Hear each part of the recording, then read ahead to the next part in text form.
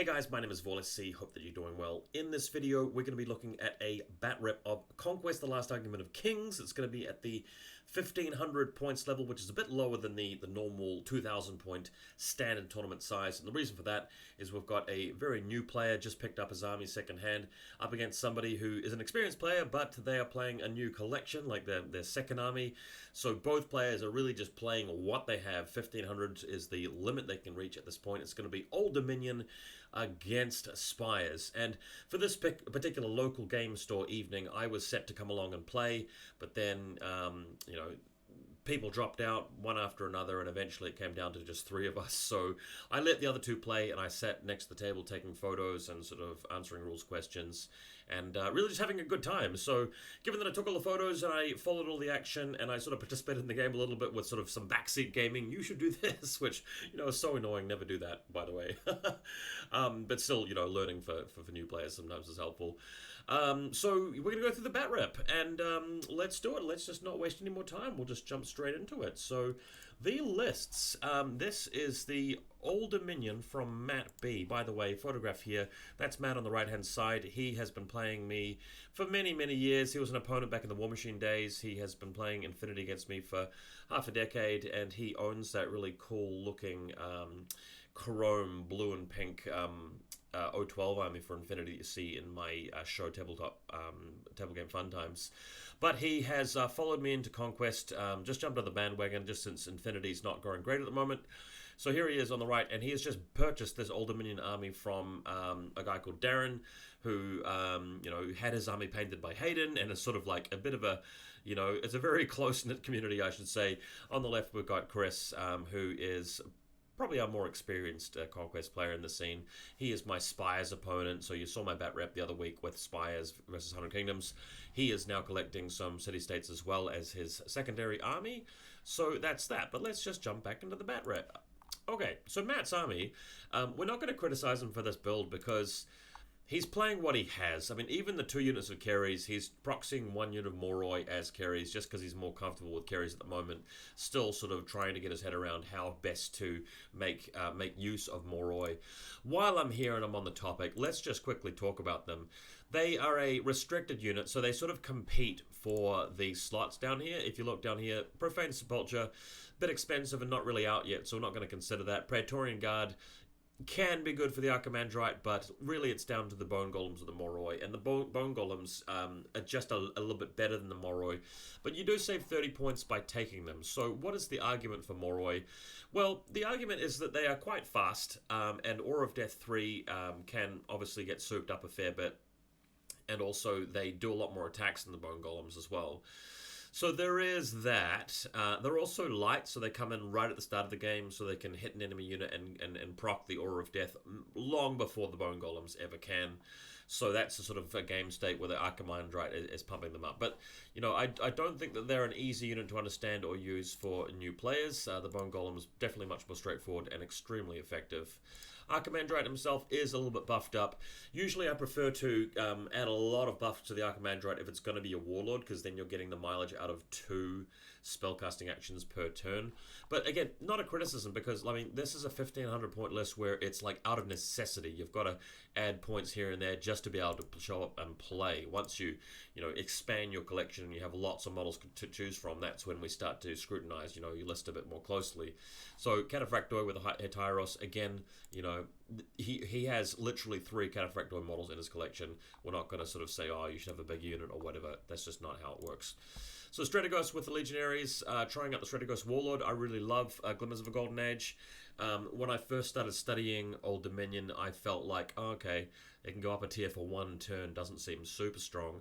Actually, if you build your whole army around units that can really benefit from a higher tier of Dark Power, this ability is gold. But the other thing is that the free reform is just like almost as good as the bumping up of the tier. Like giving every unit almost the equivalent of liquid formation is just insane. So I think the Strategos is an extremely powerful Warlord, and possibly my favorite in the lineup at the moment for Old Dominion. So looking forward to giving him a bit of a bash. All right, over here. Chris playing the Polymarch. I think it's currently the strongest warlord for city-states, although we are going to be seeing some Inquisitors out there, so some Eidolons, I should say. He's running the Chrysaor's helmet, so that's sort of like Dread. Featherblade for duels, and Overkill here as well.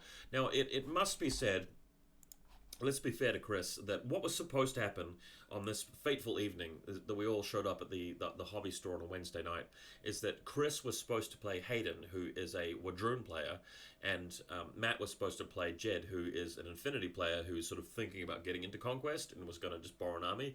So Jed bails out, doesn't play, so I'm sort of just showing up to play Matt, and then Hayden bails out, so it's like there's three of us, so Chris has to play him, and it's just one of those evenings if you guys have ever been there.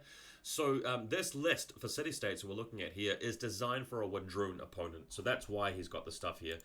So we have to be fair to him there. You wouldn't take Overkill if you're specifically designing your Polymarch for Old Dominion, because they don't even take morale tests. So there you go. Also, Featherblade, again, wouldn't be taking that because you don't really want to duel a Strategos or something like that. I mean, they don't take resolve checks. They are not really the best targets to bully with duels. So what you really want to be doing is stuff that boosts your resolve or, gives you tenacious, just bits and pieces like that. So Hoplites with the Haspist standard, the Dorlates is pretty cool. So they get Relentless Blows. That's awesome. Phalangites, very useful against a souped-up unit of cavalry, but again, expecting Wadroon, so that's where the Thunder Riders really get shut down by the Phalangites. Tharians, I think that they're a great unit. I think you should include one unit of 3 Tharians in most of your lists if you're playing city-states. They are the can openers. You do need them to counter high defense, and high defense is currently meta. Aristarch can't afford any points, or any items. It's 1,500 points. The Thorakites have a single Tharian in them. It's quite expensive. Chris was saying how he thought maybe he'd just swap that out for something else, but I kind of like it. It's just that these guys, they don't take a lot of damage, do they? So losing the Tharian, it's just really easy for that to happen. Still, you got the Hoplites, pretty stock standard with the Aristarch there, and the Promethean, he's really cool. He's a bit more defensive than the Hephaestian. Yeah, some people do prefer the Promethean. I'm personally a fan of the Fire Lord Trident guy, which is the Hephaestian. Or Hephaestian, how do you say his name? It's not even in here. I demand to know how to say his name. The Eidolon, the Hephaestian. I don't know. Either way, I do prefer him. Temper Resolve, kind of cool. Got the reroll. That's very good against Old Dominion, by the way. Quench Blades. Okay, some handy rerolls there. One rules question we had during the game is from this sentence here, which says, finally, this regiment adds +X dice to any spell casting action it performs during, where X is the number of successful hits cost on every unit. So it feels like there's a word missing there. What we believe this means is that you get the dice bonus to both of your spells if you're attacking and then casting a spell and getting a free spell. I believe that's the correct way to do it. Okay. So, yeah, we just dive into it. Old Dominion versus, what do you call these guys? The city-states. I won't open the PDF, but I do want to say that this is the head-to-head mission. So, if I just get up my little pen thing and draw on that, there's a larger bubble there. In fact, what I'm going to need to do is I'm going to need to turn off my webcam. So. Where were we? So there's a larger bubble here, and there's 2 smaller bubbles around here. And what the idea is that you defend this one and you attack this one, because that's your opponent's one. So you can get 4 from the enemy one, and they can get 4 from yours, and you can get 3 per round from this one. And I just really love this triangular sort of geometry of the mission, really. If you completely ignore the one that gives you 3 and your opponent's just powering up every turn, you could beat them on this side of the table and get 4 every turn for the win, but it's further away. It's easier for them to defend, so they can possibly defend it with fewer units, and there's the terrain to worry about. So it really does make you think about space and think about the number of units and how powerful each unit is, and luck, once it changes the game state, you have to reconsider your entire plan. Really love this sort of mission design. I think it's great. Okay, by the way, these gentlemen were just sitting behind us playing First Blood, which is the version of Conquest where you have the skirmish and you take the circular bases off the stands and you have the stinky little game here, which, by the sounds of it, they were having a blast. So Matt is going first here with his unit of Keres, and they are just approaching the large bubble on the right-hand side, which grants 3 objective points. Again, this is the table, and you can see in the distance the Keres are on the right-hand side there. He also brings up his large block of Legionnaires with Strategos inside them. Chris comes through the middle with the Thorakites, and the big cow in the middle. And then on the left we have the Archimandrite with his little bunker of 3 Legionnaires next to the home base. Over here, the Aristarch does some approaching, and yeah, I believe we're on turn 2 at the moment. I'm not going to take a photo of every card stack and every sort of end of turn kind of thing. More of a casual game, but at least these photos show you the amazing detail of the city-states miniatures. Look at that. Lovely little washes going on there. Now, Matt moves further forward with the Keres into this +3 zone, and these guys are light, so they can't score. But he's doing the classic sort of, impetuous move here where you, well, not literally impetuous, but the idea is that he's just trying to get them in range and get value out of them as soon as possible. I don't feel like this is really the best thing to do with Keres. One volley or one spell from them isn't going to be earth-shattering or game-ending, especially at tier 1. Because it's 1,500 points, he starts closer to tier 2, but he is still at tier 1. And just letting them get charged and so forth will power up the Dark Power pool, but it's not worth, completely losing them. What you want to do with your Keres is you do kind of want them to die in the mid-game, but you want to trade them for a better position. So you want to get a shot off, your opponent charges them, you lose them, the Dark Power goes up, but your opponent has compromised their position by charging the Keres, and you can flank them with something else. That's the ideal way to use them in my mind. So here comes the massive Polymarch unit with all of his red-caped 300 guys here from Sparta with the big cow, and they're looking fantastic. Close up on their cloaks. Obviously, Chris has done a great job shading the red material. Looks very striking. And over here, the Legionnaires are just camping with the Archimandrite, just getting out little tents and just camping on the ground. Close up on the Polemarch, as they crest the hill. Over here, the Strategos moving further forward. He's getting over a hill of his own, and soon he'll be in range of that objective to start scoring, but of course the Polymarch is going to have something to say about that, so we'll see how that goes. Over here, moving on to turn 3, I believe it is, we have the Cataphractoi appearing. That is one leader model, 1 Heteros, and 1 standard bearer, unless, of course, the leader is replacing, the Heteros replaces the leader. I'm not too sure how that works. The Keres try to move further forward and just try to stay on the absolute edge of their range, like the absolute cusp, to try and get some spells off, but also to stay out of range of a charge. It should be noted that with Phalanx from those boys over there, if we just refresh our memory of how Phalanx works, its charge distance is always its march value +3, which is interesting because they can't spike the roll and just get even further. Like normally if you march 5 and then charge 5 plus d6, you're technically, potentially, if you roll a 6, able to reach a distance of like, I want to say 16 inches away. But these guys max out at 13 because it's 5 plus 5 plus 3. So as long as you don't come within 13, you're okay. But interesting thing about city-states is it's just a little bit more reliable, less variance on the charge distances. And to be fair, also true of Old Dominion. Especially once you reach tier 2 with the Legionnaires, they will get Phalanx as a draw event. So the Phalangites with their big pointy sharp sticks, and they're deploying opposite the Cataphractoi, which is the correct thing to do because you want to be charged by the Cataphractoi because these guys are going to turn off impact hits and shock, which the Cataphractoi will heavily rely on. So that would be living the dream. Through the middle, we have the hoplites with the Aristarch, and I said through the middle, but realistically, if I just get my little pen here, the middle is over through here. This is the right-hand flank of the city-states, and they are facing this way, and they're sort of camping their home base zone here, so that's where they are. The Thyrians coming on the extreme left-hand flank for the city-states, hoping to just work around to that big block of Legionnaires and get them in the flank while they're fighting the Polymarch's unit. And if they can do that, then they're absolutely going to destroy the Legionnaires. They won't even really need cleave, because coming in the flank's just going to drop them basically down to evasion 1. So the Tharians should really do some work, and loving the colors. Like, I know that I'm using Adobe Lightroom here to just sort of crush the hell out of a lot of stuff, and the actual photos look nothing like this, but let's pretend that the paint job is just even more amazing than it is thanks to these photos.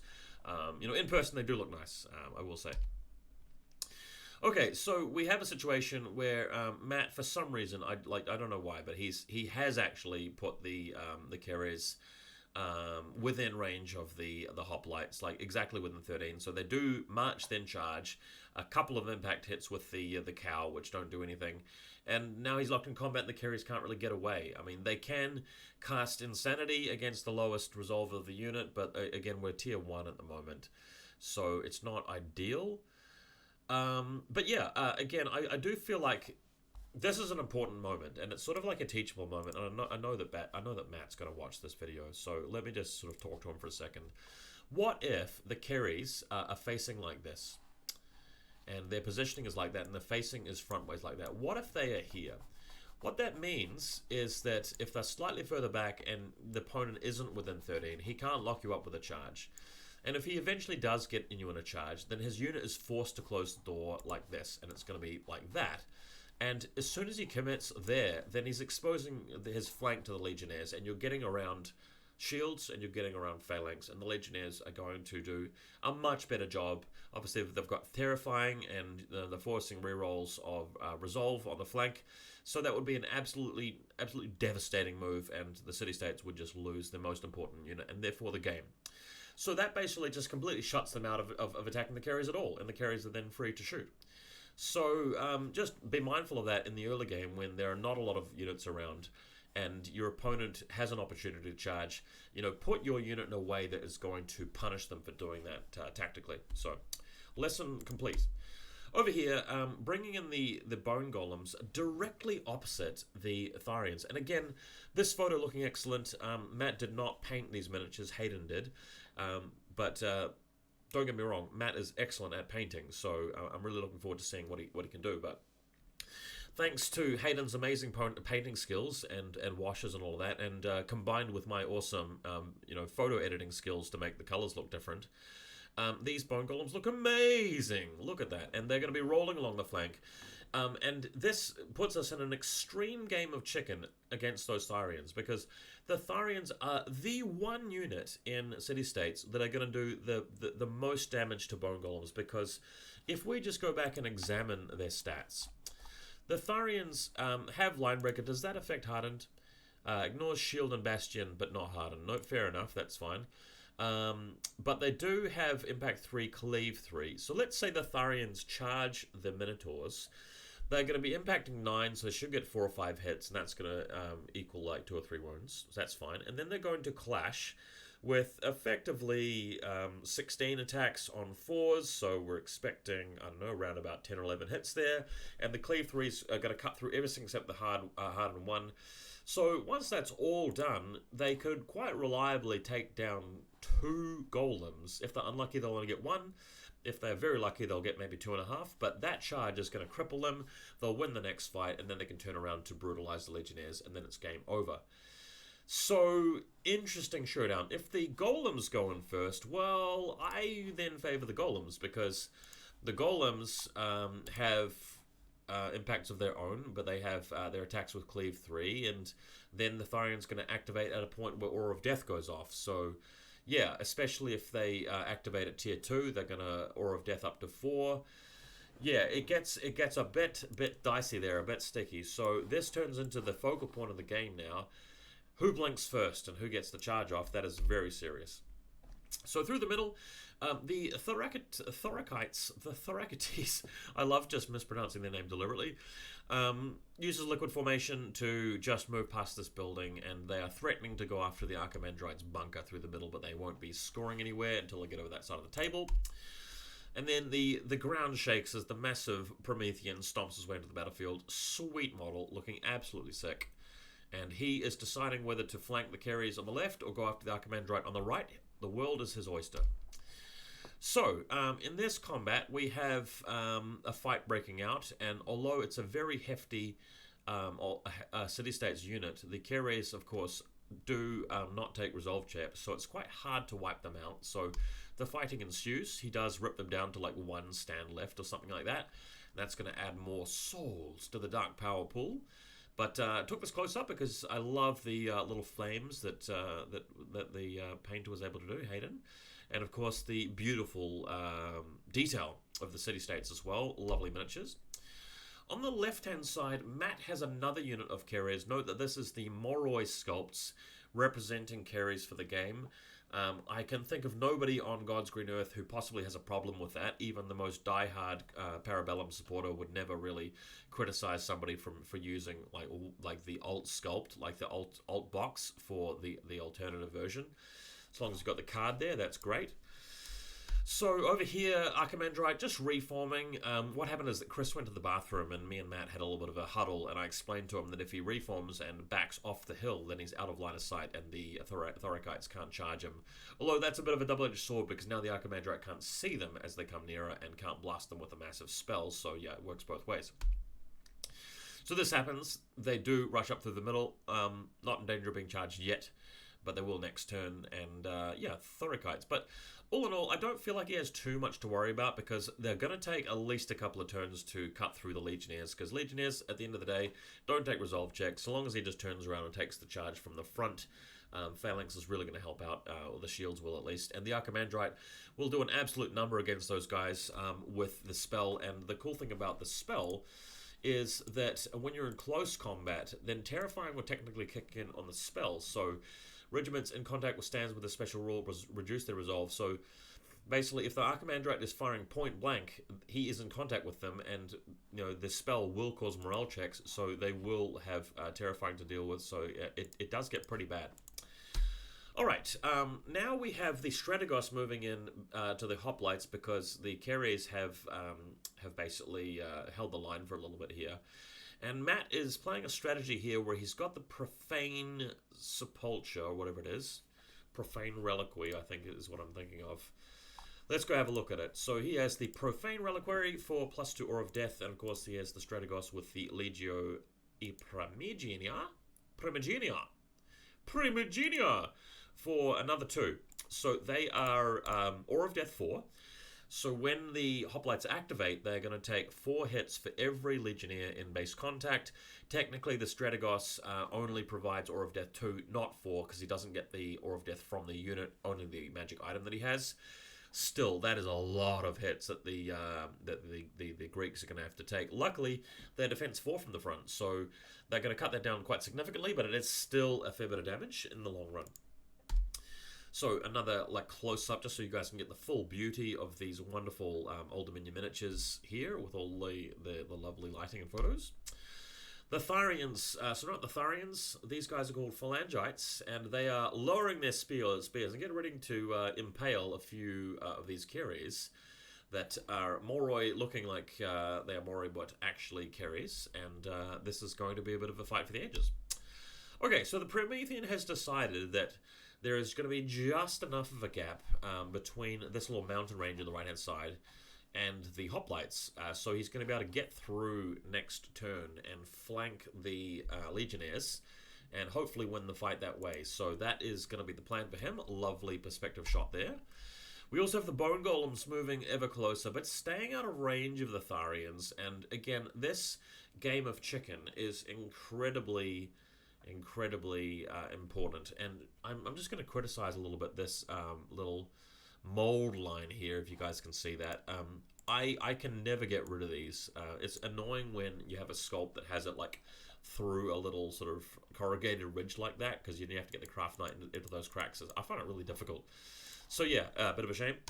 Bit of a zoom out with a much darker shot. I needed to apply a bit of exposure on this one, but you can see there's a bit of a gap between them, so there's that. Now, this point in the game, I just have to sit back and I have to talk for a while because Chris makes the decision to send the Tharians in to attack the Legionnaires and not even charging with them, or not even charge clash. He's marching and then charging is what I want to say. So he gets all of the impact hits in. I really disagree with this play. I really do, because it's going to mean that in the long run, they're going to take a few more Aura of Death hits from the Legionnaires. They aren't going to wipe out the Legionnaires immediately. There's a whole another turn. And they just allow the Bone Golems to get into combat quite safely now. And when the Tharians get their one opportunity to cut down the Bone Golems with their Clave 3, they're going to take a massive number of Aura of Death hits before they get to swing. That's probably going to drop them down to like 2 cows rather than 3. And you're squandering the one unit you have to deal with your opponent's absolute best game-winning unit. So I disagreed with it. If you look at the structure of this setup here, the Bone Golems can't get into close combat with the Hoplites because there's these guys are in the way here. The Legionnaires are in the way, and you can't move through your own unit if it's engaged.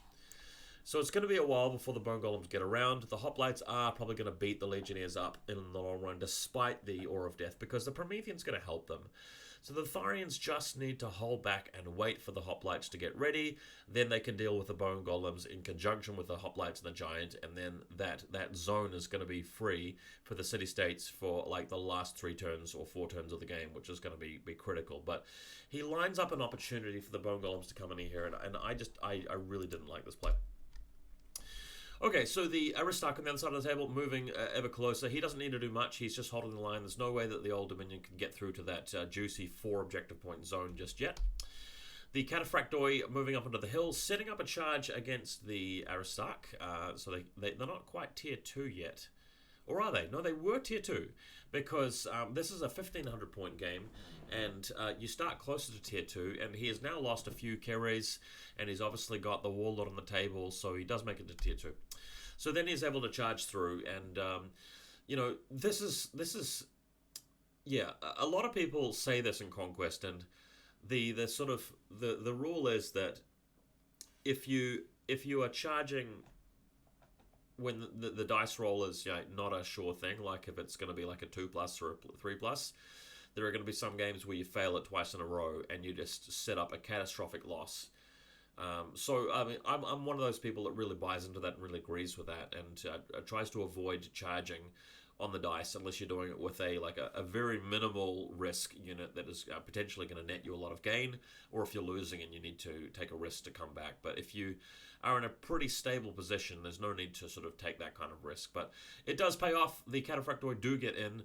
There is a Hetaeros there and everything, but no character leading the unit, and it is just a charge, no clash, so very little damage done at the end of this. Over here, we have the Bone Golems charging into the Tharians. They are, of course, able to do impact hits. I believe my opponent... my opponent... I'm not even playing. I believe Matt did roll for it using Unstoppable, and despite the lesson that I just gave you guys, he does go for it anyway, and it does pay off. So he does clash, and he does brutal impacts, and all the fun stuff. And the Tharians are just having a bad time now, because they're getting wailed on and beaten up, and they're going to take Aura of Death hits very shortly. Over here, we've got the Hoplites severely diminished, really, because of massive Aura of Death, but they are getting rid of the Keres now. I believe he splits his damage so that the Polemarch finishes off the Keres because they're on 1 wound, and everything else goes into the Legionnaires, drastically reducing the number and freeing up some space for the Promethean to show up on the flank. So there it is there. The Strategos reduced down to just 2 stands now after a lot of bashing done by the Polemarch and the Hoplites.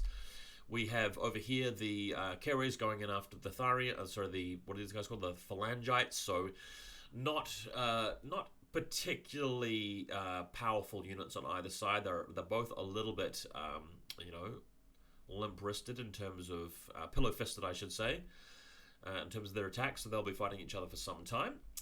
Until, of course, we get to like tier 3 for the Keres. Now, over here, the Aristarch just walloping back onto the Cataphracts, doing a little bit of damage, but this is one fight which continues over like 3 entire turns.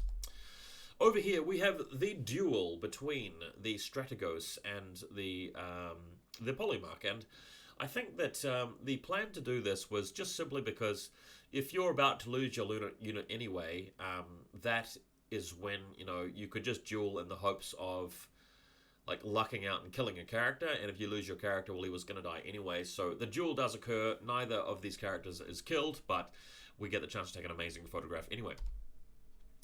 Again, I took a lot of photos of this combat here between the Aristarch and the Cataphractoi, and this photo is one of my favorite highlights of the game, but still, the actual mechanical combat itself was not particularly eventful. It's just sort of a slugfest. Alright, so back to the action here. Actually, this is a new combat. So what's happened is that the Legionnaires have reformed. They've been charged by the Thorakites, and Thorakitai. And yeah, the combat sort of grinds to a halt. The Legionnaires are kind of tough enough to withstand this, and then it's just a matter of the Archimandrite blowing them up at tier 2 with his super spell. Alright, so over here, the Promethean does make it past, gets into combat with the Legionnaires, and absolutely wallops them with his massive hammer, and he's going dong, dong, dong, and just jumping on them and smashing and pounding on them, and the Strategos is reduced to a extremely bloody pulp, although he doesn't really have blood. I guess he's sort of just like shattered and powdered down, broken down. But I must add, the Strategos does manage to use his Supremacy ability this turn before he gets wiped out, which is crucial. And I was explaining to Matt that he probably should have used it a turn earlier, but the ability is very powerful now because he's still got the Bone Golems in play, he's got his Legionnaires elsewhere on the table, and the Archimandrite benefits from it, and the Carries especially on the other side of the table can really benefit from it. Because he's only just hit tier 3 at this point, and the Warlord's ability, Supremacy, takes him up to tier 4, which is where things start to get a little bit insane, because now failed resolve checks of 6 cause 2 wounds, and you get all the other abilities. So yeah, it's pretty crazy. I love the paint job on that arm, by the way. Check out that little stone sort of mechanical arm. That's looking sick. Okay, so speaking of which, the Archimandrite absolutely blasts these guys with his dark magic. His blasphemous Hazelia's, whatever it is called. I kind of want to know what the spell's called now. What is he doing? Hazelia's Touch, that's healing. Unholy Baptism, that's the brutal one. It doesn't work like Coruscation though, but he does have the Consecrated Mitre, so he's getting an extra thing, so every tier, so his tier 4 is going to go up to Priest 11, which is pretty silly, so there is that. And again, love the paint jobs here with the photo editing highlighting all of the colors, looks really cool. Righty, so back over here, the Tharians are getting absolutely trounced by the Bone Golems. At this point, they pretty much all die. And then we get to the point where the Bone Golems can use the Supremacy ability to reform and charge the Hoplites, which is coming up shortly. But yeah, as you can see here from this photo, the Strategos does get destroyed. And then what happens, and this is crucial, Old Dominion kind of have been losing up until this point. And what happens now is because, as I said earlier, the Tharians kind of were squandered. They lost to the Bone Golems. Bone Golems just crunched them up. Now the Bone Golems get a free reform. They get to charge. They are at tier 4. And this is also going to kick in their Aura of Death, and etc., etc., etc. They're coming in on the flank. You know, Chris has to re-roll successful resolve checks, and then if he gets any 6s, they cause 2 wounds.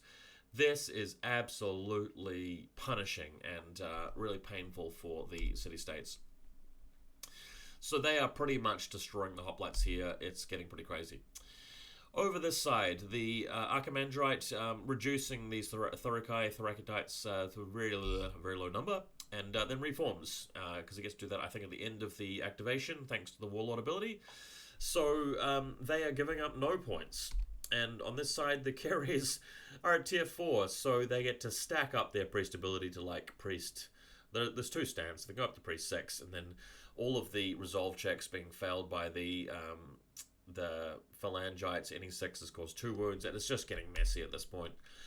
The Promethean charges the Bone Golem, and you've got to appreciate the fact that he looks like he does a lot of damage, and he looks really cool, but the really good thing about the Promethean is that he attacks and then he buffs surrounding units, and he's completely alone at this point. The Bone Golems are at tier 4. There is no way that the Promethean can win this fight at all, and I was explaining this to them, and they didn't fully believe me, but the Bone Golems just absolutely blew this guy off the table completely. On this side, the Cataphractoi, again, just kind of grinding their way. Matt is just, you can see his hand there, he's just reaching in to remove one of them, but he's surviving with one guy left who rallies and keeps fighting. But as you can see, the Keres have wiped out the Phalangites, so they are now able to go after the rest of the Aristarch's unit, and basically wipes them out as well. And this photo here shows that the city-states have been completely removed from the table. The giant dies, and, you know, Matt still has an entire unit of 3 bone golems. He's got 3 legionnaires, an archimandrite, 1 cataphractoid, and 2 carries, and the city-states have been completely wiped.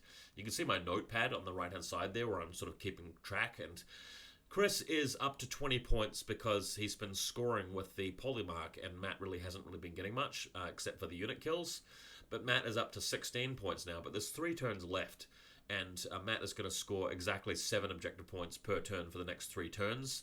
So, as you can tell, it's a massive blowout victory to Old Dominion. So that was a fun one. I'm really glad that Matt has got into Conquest, and I'm also glad that Chris is expanding to another faction. I hope that my comments in this video didn't come across as too critical or harsh to either player. I love these guys. They are really cool dudes to play against, and they are great at the game, and I'm looking forward to playing against them with my 100 Kingdoms more and more and more and more. And if you guys learned something from this bat rep, or if you enjoyed it, or you like the photos or the pictures or the models, hit me up with a little comment, and don't forget to subscribe. That way I'll be motivated to get off my butt and do more of these bat reps and do some analysis content for you guys as well. But for now, hope you have a good morning, afternoon, evening, wherever you are, and catch you later.